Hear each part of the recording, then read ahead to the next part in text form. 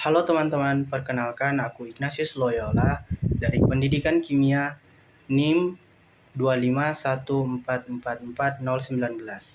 Pada kesempatan ini, saya akan merefleksikan film berjudul Radikal tahun 2023 dan mengaitkannya dengan dua teori etika yang kita pelajari, yaitu utilitarianisme dan deontologisme.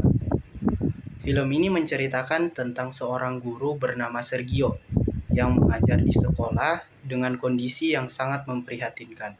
Lingkungan sekolahnya penuh keterbatasan, kekerasan, dan minim harapan.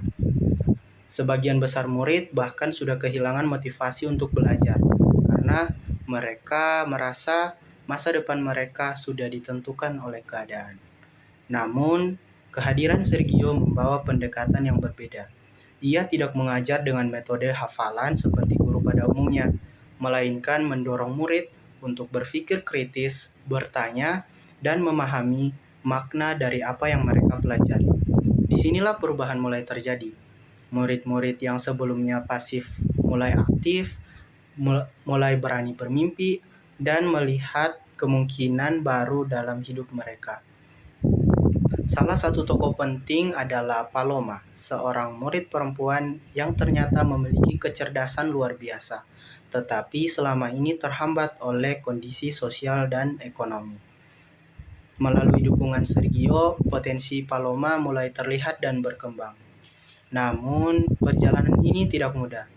Metode Sergio justru dianggap menyimpang oleh sistem pendidikan yang lebih menekankan pada nilai ujian.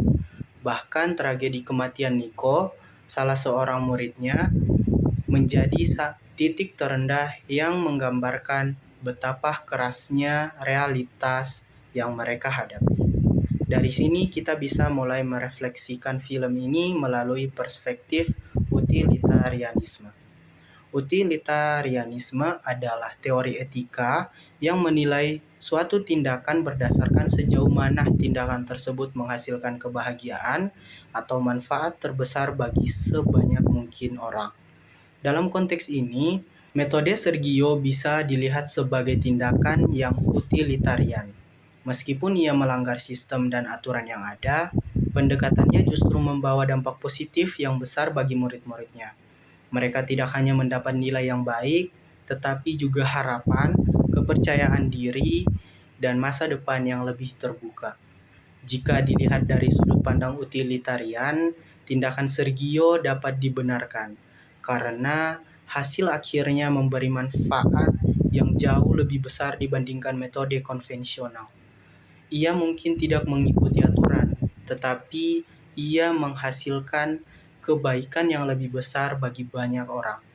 Namun, jika kita melihat dari perspektif deontologisme, situasinya mulai menjadi lebih kompleks. Deontologisme menekankan bahwa tindakan dinilai benar atau salahnya berdasarkan kewajiban, aturan, atau prinsip moral, bukan berdasarkan hasilnya.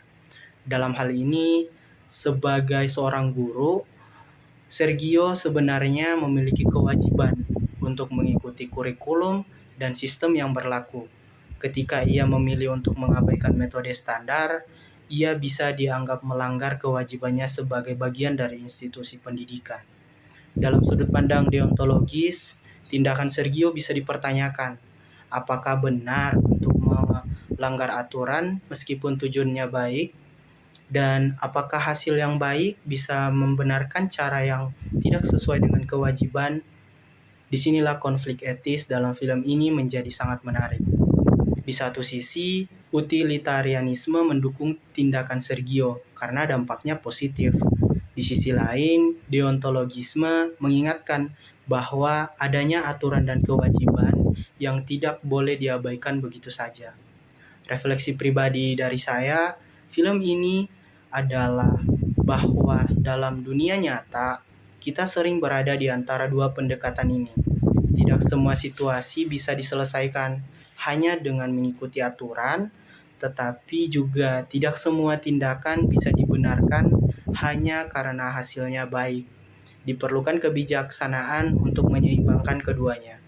Film ini juga menyadarkan saya bahwa pendidikan bukan sekedar soal nilai atau sistem, tetapi tentang bagaimana kita memanusiakan manusia. Sergio tidak hanya mengajar materi, tapi ia menghidupkan harapan. Dan dalam banyak kasus, harapan itulah yang menjadi awal dari perubahan besar. Sebagai penutup, film radikal mengajarkan bahwa setiap individu memiliki potensi, tetapi potensi itu membutuhkan kesempatan dan kepercayaan untuk berkembang. Dan dalam konteks etika, film ini mengajarkan kita untuk berpikir lebih dalam tentang bagaimana kita mengambil keputusan, apakah kita hanya mengikuti aturan atau berani mencari jalan yang memberi dampak terbaik bagi sesama. Sekian refleksi dari saya. Terima kasih.